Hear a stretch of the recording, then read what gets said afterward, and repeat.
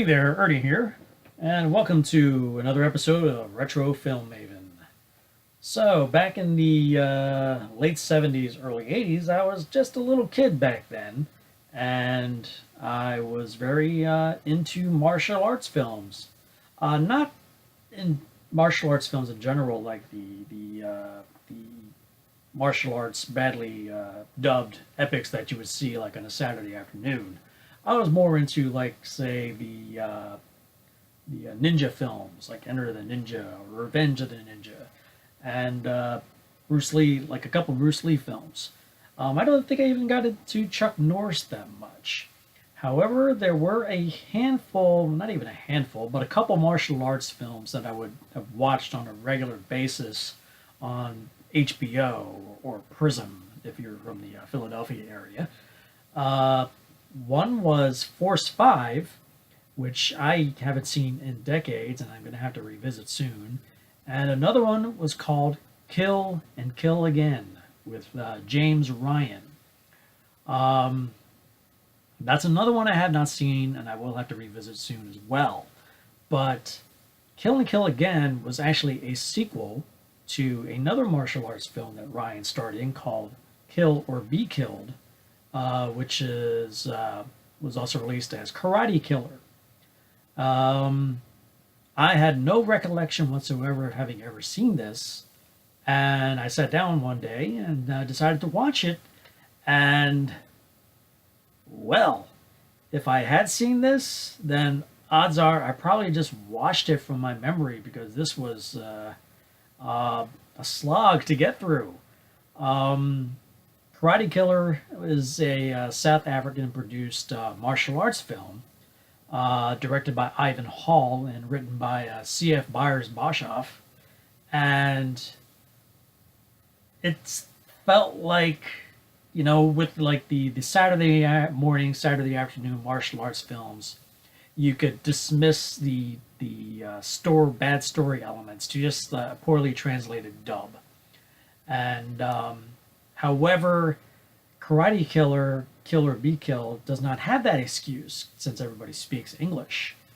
Um, but the story is not necessarily convoluted. It's very simple for a martial arts movie. It's just certain elements put together just to have a martial arts match or series of matches in a film.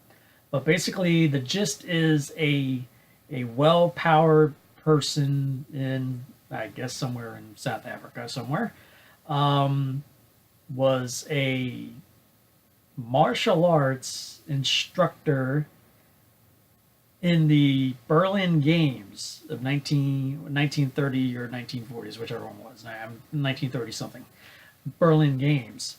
And he, after all these decades, has held a grudge at losing at those games and desperately wants a rematch with the sensei of the opposing team.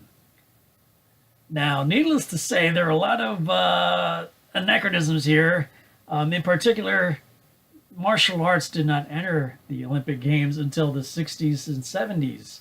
And even then, it wasn't really officially a sanctioned Olympic sport until the 70s or later.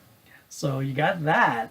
But the fact that this guy is a Nazi, I don't understand the reasoning why they decided to make him a Nazi. I guess they just needed something to allow the audience to gravitate towards hating this guy because he's the villain.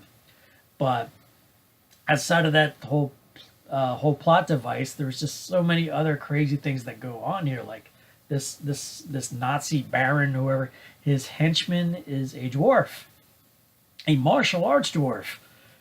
I have no idea where that one came from. And bottom line is, outside of those crazy elements, it's all over the map in terms of story. And obviously, the writers really put no effort into making sure point A meets with point B and point B meets with point C, and that everything comes together and makes sense. Because there are events and occurrences that happen in this thing, whereas like, okay, I just saw this, yet the scenes that follow are totally inconsistent with what happened beforehand. like for example, there's a threat of one of the Baron's henchmen is threatening to assault and rape James Ryan's character Steve Hunt, his girlfriend Olga, and then he goes in to fight the guy to prevent this from happening, and then the next scene or a few scenes later, they're back in the arena where the fight is, and there's no carryover where the tension is from the scene we saw before. It's just like it never happened. But there's just it's this is a definitely a type of film you probably would want to watch with an audience, just for the pure enjoyment of just how ridiculous and how bad it is. But it is definitely far from a comedic level or endearing level, let's say, as a Miami Connection, because that has such that was ridiculous and bad, but so charming on such a level that you just like you're totally won over. But Kill or Be Killed, aka Karate Killer, is just plain bad. Even on like a really silly Saturday morning Chinese martial arts movie level, it's just bad. Really is like I mean I knew who James Ryan was just from those memories of seeing Kill or Kill Again. Now I'm gonna have to see that now, but just based on Karate Killer, yeah, this left a lot to be desired, and I gotta say it was a pretty weak for a martial arts film. The story and the writing, not to mention the acting, were pretty poor. So so yeah, I would have to give Kill or Be Killed, alias Karate Killer, 1.5 stars out of 5. It was a curiosity because I wasn't sure if I've seen this before, and now I have, and I guess I probably could have easily skipped it. But what can you do? That's why Retro Film Haven's here, so I can discover the lost treasures that you probably should just leave buried. So, Kill or Be Killed. For me, 1.5 stars. For you, I don't know. You should go check it out yourself and then decide for yourself what you think. And then come back and comment below and let me know what you think of it. So, until next time, my friends, we'll see you here at Retro Film Haven.